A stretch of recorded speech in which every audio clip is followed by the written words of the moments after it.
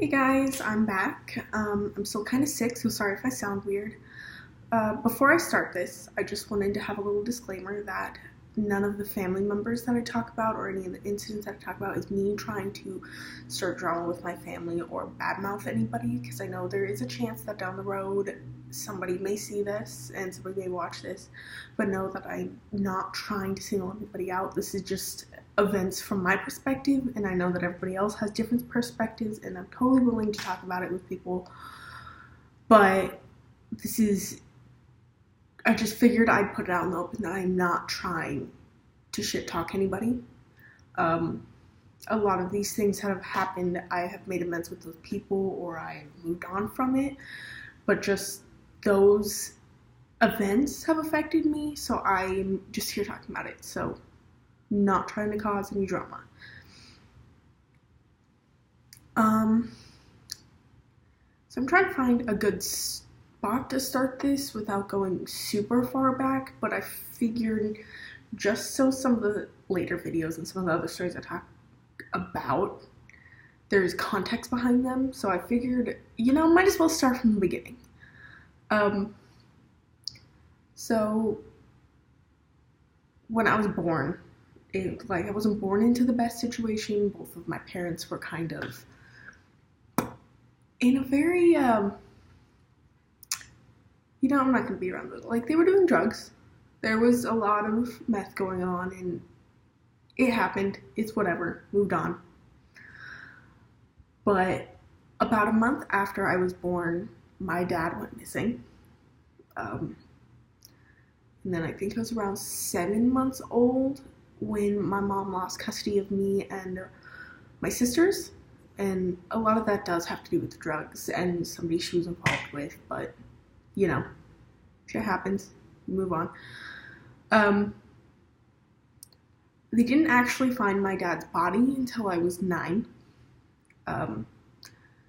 So I think even from an early age, because at that point, when they had found my dad's body, I had the summer before had gone to my aunt's funeral, and then the kind of fall, summer-ish before that, I had gone to my great-grandpa, which is one of the great-grandparents that ended up raising me and one of my sisters. So I had at that point been just going to a very long series of funerals. When I was 9, I didn't actually comprehend the severity of what was happening, especially because I don't think I knew how, not in the sense that I was too young, but my brain just wasn't processing it. I do have a tendency not to process death the way I should. So when that had happened, my brain just kind of shut down. It wasn't fully real to me, especially because leading up to that, I think the year or two before they ended up finding my dad's body, there was me and my sisters having conversations about, what if he just got tired of it all and left? Which I think would have been easier for me to deal with and comprehend, because at that point I was what if he did just leave? What if he just wasn't ready for it? I wasn't as hurt by that as I was about being 9 and hearing, hey, you have to go to your dad's funeral.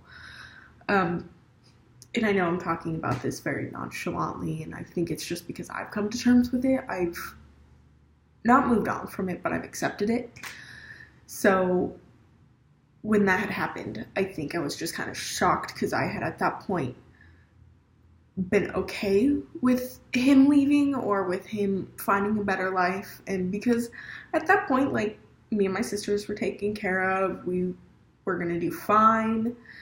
Kind of, that's a whole other story of stuff. But at that point I was just that's what happened, whatever. And so I had kind of come to accept that, and I don't think anybody realized that those comments or where my mind was, because it was just these little offhanded comments or these tiny little conversations we'd have about what if he just left. And I think that was easier for my brain to accept and easier for me to handle than, oh, somebody killed him. But it was a very strange series of times because there was also a lot of other family drama going on. My cousins, my aunt, my uncle ended up moving in with us, and then that's if you hear me talking about my brother, he's not actually my brother. He's one of my older cousins, but he had been living with us since I was like 7, 8 years old.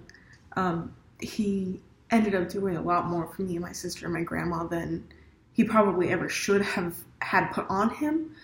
But at that point, there was just a lot of family drama going on with that, and my other grandparents and my mom, and there was just a lot going on that I don't think my 9-year-old self knew how to handle.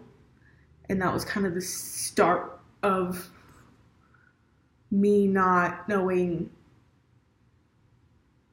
where I was going in life. Like, at that point, because it had just been a couple years of people dying, like my great grandpa that I had lived with, because I was a grandpa's girl. I was spoiled rotten, and I think those 3 years were just kind of propelled me into I don't know what's happening, because that was kind of the start of everything was slowly going downhill, and it kind of like plateaued for a while, and then all of a sudden everything just started like crashing around me. So context to that as to why I lived with my great grandparents, which my great grandma actually ended up passing away when I was 16, right? The summer before my 17th birthday. Which I still have that's something that I still have a hard time dealing with, mainly because I was just like, okay, she's gonna be there for my graduation and all this other like people that should have been at my graduation weren't.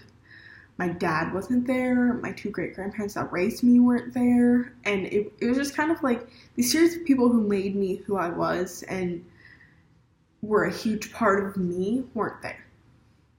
And because I didn't really know my dad, it was always like the stories about him and the way he acted were similar to the way I acted. And then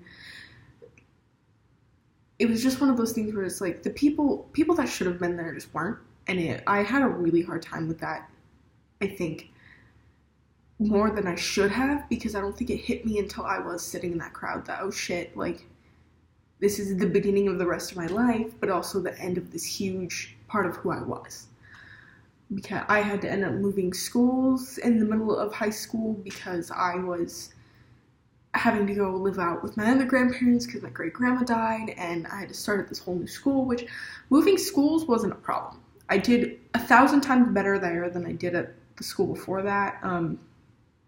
I think mainly because it was a bigger school and they had more resources to utilize, and I ended up doing track. And those first 2 years of high school, before I had moved, I had become severely depressed. I was self-harming. I was not sleeping. I would go about 4 days in a row without sleep and barely eating and just looking like I was dying. I was sick constantly. My nose was bleeding constantly from the stress. And I think at that point, when I had moved schools, and it was under very shitty context, because it was like, oh, your grandma died, I ended up leaving, I think, right before my grandma had passed away, because it was just, and this is gonna, like, I just couldn't do it. I couldn't watch her die, mainly because I was more upset with myself about not being able to help her live. And so I had moved schools, and I kind of found this place where I was like, okay, like, I can find a place here, I can start new, nobody knows me, because I grew up in a town where everybody knew everybody, and I was related to half the people in that town.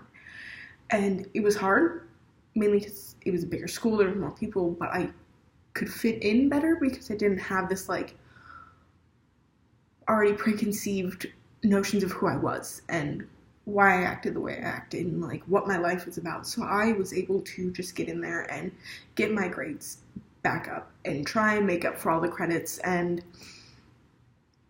I joined the track team and threw shot put and discus, and people knew who I was, but not in a I'm gonna make fun of you, or you don't fit in with your family because you're stupid, or I didn't have all of this background noise. It was this, oh, you're a fresh face, are you nice? It, like, and everybody who went to school with me those last 2 years would be like, that's not how that school was. But it was for me, mainly because I had grown up being the black sheep in my family and being the loser and the overweight kid. And when I had moved, it was this fresh start where, like, people liked me and people didn't know all this bullshit about me. And it was insane because it was like, oh, I can make a lot of friends here. And I did. I ended up with, like, a smaller group of, like, really close friends that I adored. Like, I had Marshayla and Jordan and Tiffany and Emily and Karina, and I just had this small group that I was so close with, but I also had, like, extended friends that I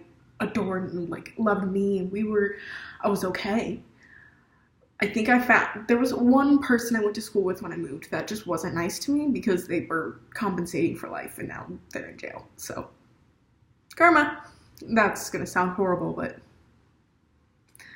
like it was strange because I was in such a better place mentally than I was when I had left. Like, I'm still struggling a lot. I still struggle a lot. I have days where I don't get out of bed, that I just can't, and that's just something I've been dealing with and that I'll have to continue to deal with because that's just how mental health is. But being able to get stuff out and get stuff out that bugged me, I think, is going to help, but I'm still struggling.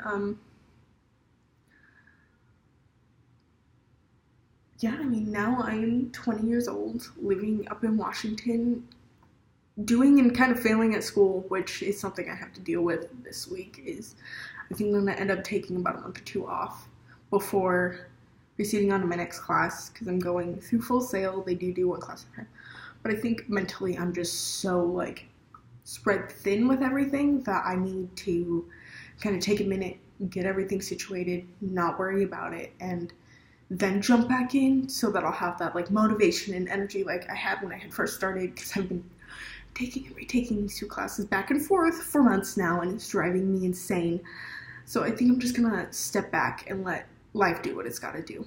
I think that's it. That just gives you guys the background information of me and the context of everything, and so I'll be back next week, probably starting with a specific story and how it went down, but everything needs kind of, like, context about who I am and how things kind of started. So I'll see you guys either later this week or next week, and stay safe and stay sane and find what makes you happy.